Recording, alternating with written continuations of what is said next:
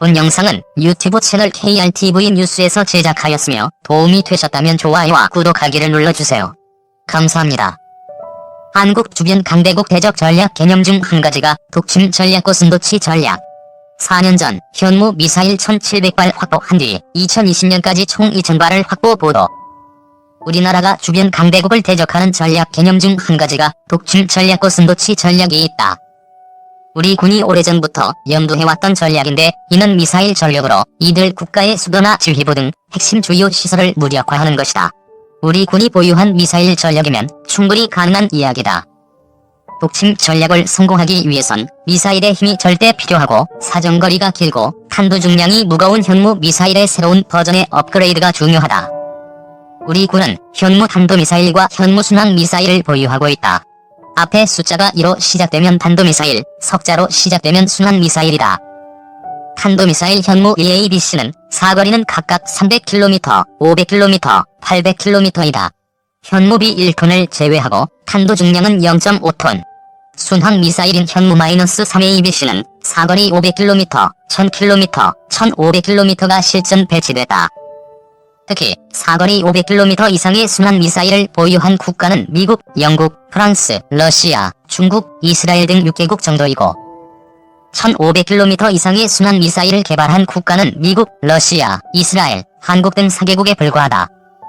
즉, 우리나라는 순항미사일 전세계 오토킬이라 뜨는 미사일 강국이다.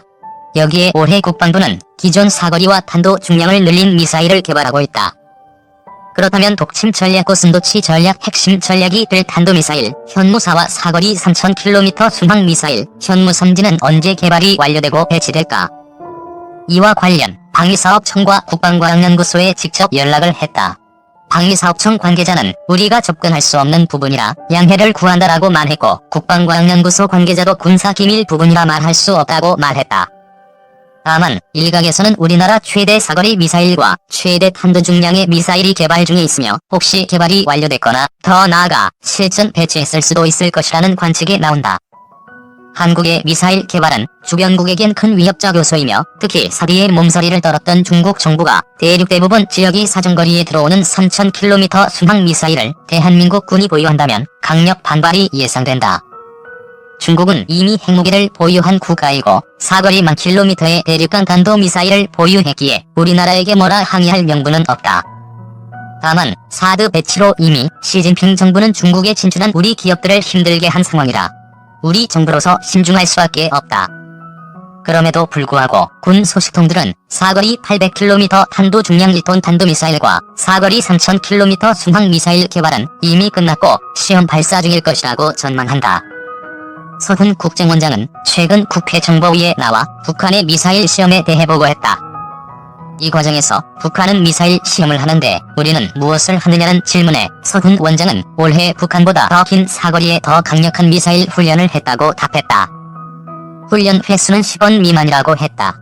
다만 미사일 종류와 구체적인 시기는 언급하지 않았다. 북한이 지난 7월 26일 발사한 미사일의 비행거리는 600km였다.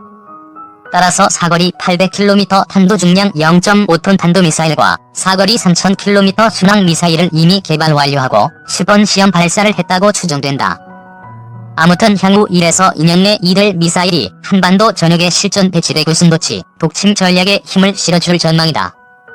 현재 우리 군이 보유한 현무 미사일 수령은 2016년 1월 25일 미사일 사령부에 의해 처음으로 언론에 공개됐다. 당시 SBS 단독 뉴스에 따르면 2016년 말까지 1700발 확보를 한 뒤 2020년까지 총 2000발을 확보한다고 보도됐다. 국방부가 올해부터 5년간 290조 원을 국방비로 투입하기로 했다고 밝혔다. 특히 전략 표적 타격을 위한 유도탄 전력을 고도화하기 위해 국방부는 현무, 해성과 함께 적이 중심을 타격하는 장거리 공대지 유도탄 등 시상, 함정, 잠수함, 전투기에서 발사 가능한 정밀 유도탄을 확충해 나갈 방침이라고 발표했다.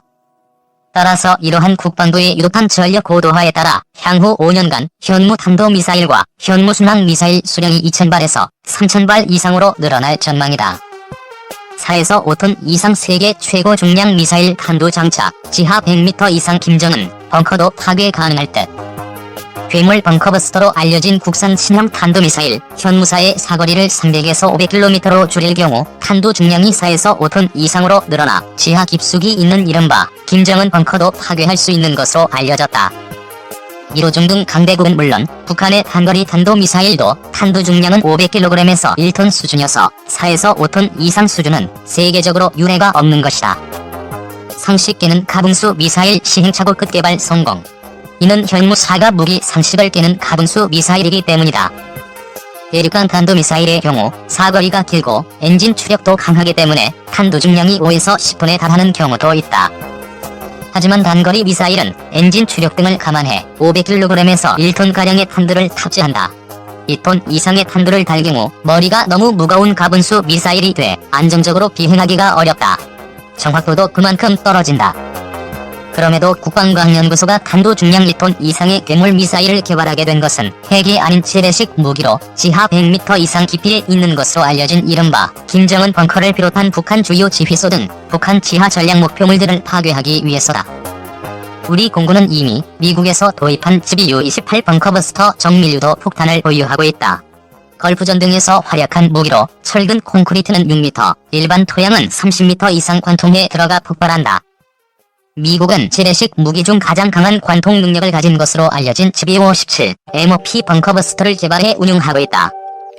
중량 14톤의 탄도 중량도 2.4톤에 달해 철근 콘크리트는 강도에 따라 8에서 60m를 관통할 수 있다. 유사시 미군은 B-2 스텔스 폭격기에 GBU-17 두 발을 탑재해 북한 주요 지하시설을 폭격할 수 있다. 하지만 이들 무기로 지하 100m 이상 깊이에 있는 북한의 일부 전략 지하시설은 파괴하기 힘들다고 한다. 개발 완료 단계에 있는 B-61-12 신형 전술핵 폭탄은 북한의 어떤 지하시설도 파괴할 수 있지만 핵무기여서 실제 사용하기가 쉽지 않다. 이에 따라 재래식 무기로 북한의 거의 모든 지하시설을 파괴할 수 있는 국산 괴물 미사일을 개발하게 됐다는 것이다. 미 벙커버스터 폭탄보다 위력 강해.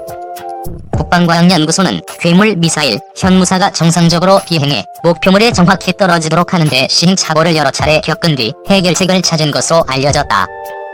현무사는 원래 최대 사거리 800km일 경우 2톤 탄두를 탑재할 수 있게 설계를 했지만 사거리를 줄일 경우 탄두 중량을 늘릴 수 있다. 사거리를 300에서 500km로 줄일 경우 탄두 중량이 4에서 5톤 이상으로 증가한다. 유사시 우리 중남부 지방에서 평양을 때릴 경우 500km짜리 미사일로도 충분히 타격이 가능하다. 4에서 5톤 이상 탄두로 평양 주석공이나 인근 지하에 있는 것으로 알려진 김정은 벙커를 때릴 수 있다는 얘기다. 현무사의 탄두 중량이 무거운 것은 일반 고폭 탄두가 아니라 지하 관통력을 높이기 위해 텅스텐 합금 등 중금속으로 채웠기 때문이다. 무거운 탄두가 일반 폭탄보다 훨씬 높은 100km 이상의 고도에서 마하 5에서 6 이상의 고속으로 떨어져 충돌하기 때문에 미국제 벙커버스터 폭탄보다 지하 깊숙이 들어가 파괴할 수 있는 것이다. 지구의 운석이 충돌할 때 엄청난 파괴력이 생기는 것과 마찬가지 원리다. 일부 전문가들은 현무사가 북한이 미사일 실용할 때 쓰는 방식인 고각발사로 발사해 마하 10 이상의 고속으로 충돌, 전술 핵무기에 버금가는 위력을 갖고 있다고 보고 있다. 한 소식통은 이에 대해 고각 발사 방식은 아니며 웬만한 전술 핵무기와 비슷한 위력을 갖고 있다는 것은 다소 과장된 면이 있다고 말했다. 세 종류의 탄도미사일 보유하게 된 한국군. 현재 한국군이 운용 중인 현무이 탄도미사일의 탄두 중량도 500kg에서 1톤이었다. 현무사가 이를 뛰어넘는 탄두를 달 수 있게 된 데엔 지난 2017년 미사일 지침 개정이 결정적인 역할을 했다. 당시 문재인 대통령과 미 트럼프 대통령은 한미 정상회담을 통해 800km 미사일의 최대 1톤 탄두를 달 수 있고 사거리를 줄일 경우 탄두 중량을 늘릴 수 있게 해 사실상 탄두 중량 제한을 철폐하는 데 합의했다. 미국의 탄두 중량 제한 철폐는 우리 군 관계자들도 반신반의했던 사안이었다. 정부의 한 소식통은 종전 미국의 행태로 봤을 때 탄두 중량 제한 철폐는 기대하기 어려웠던 사안이었다며 하지만 통 크게 결정하는 트럼프 대통령의 특성을 우리가 잘 활용해 끌어낸 측면이 있다고 말했다. 현무는 우리 군이 보유하고 있는 미사일 중 지대지 미사일에 붙는 이름이다. 북방을 지키는 수호신이라는 뜻이다. 현무 계열 미사일은 현무 EA, 현무-2B, 현무 EC 탄도미사일과 현무 3 순항 미사일 등이 있다. 현무 3 순항 미사일은 사거리를 1500km로 늘릴 수도 있어 북한은 물론 유사시 중국이나 일본의 목표물도 정밀 타격할 수 있다. 유사시 북한 주요 목표물에 대해선 현무-3보다는 현무이 탄도미사일이 주로 활용된다. 현무-2가 현무-3보다 훨씬 빠르고 탄도 위력이 크기 때문이다. 현무사는 김정은 도발 억제할 대량 응징 보복의 핵심 무기. 현무사는 최종 검증 단계 등을 거쳐 이르면 내년쯤부터 실전 배치될 전망이다. 현무사 개발로 한국군은 유사시 전술지대지 미사일과 현무사 등 세 종류의 탄도미사일로 북한 핵미사일 기지, 지휘소, 장사정포 진지 등을 정밀 타격할 수 있게 됐다. 2톤 탄두를 단 사거리 800km짜리 미사일로는 북, 중 국경 인근 지역에 있는 북지하 미사일 기지와 지하 군수공장 등을 파괴할 수 있다. KTSSM은 사거리가 150에서 200km로 짧은 편이지만 정확도가 1에서 2m에 불과할 정도로 높다. 주로 DMZ 인근의 북장사정포 갱도진지 파괴용으로 쓰인다. 군 소식통은 현무-4 개발로 한국군은 김정은의 도발 의지를 억제하는 대량 응징 보복에 가장 유력한 수단을 갖게 됐다고 말했다. 오는 8월 6일로 창설 50주년을 맞은 국방과학연구소는 우리 국산 무기 개발의 총본산이다. 현무사 외에도 극초음속 미사일 등 미래전과 북한 주변 강국 위협에 대비한 전략 무기를 개발 중인 것으로 알려졌다.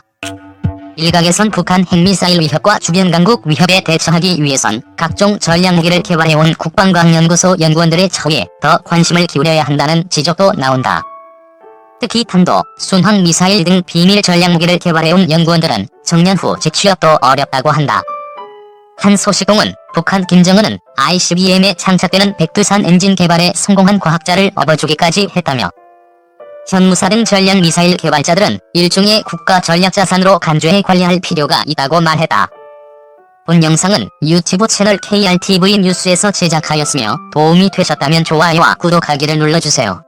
감사합니다.